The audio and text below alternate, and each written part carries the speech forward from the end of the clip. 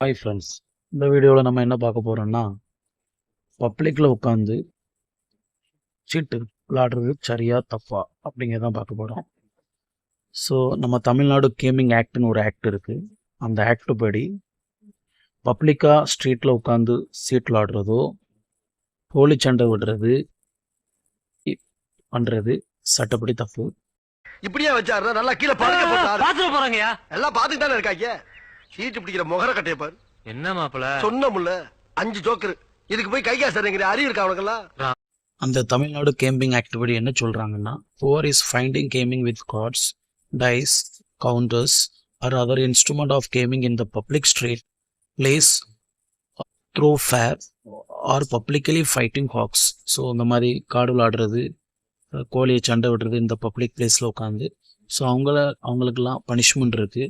Fine வந்து not exceeding 100 rupees and ஜெயிலுக்கு கூட அனுப்பலாம், நாட் எக்ஸீடிங் 3 months.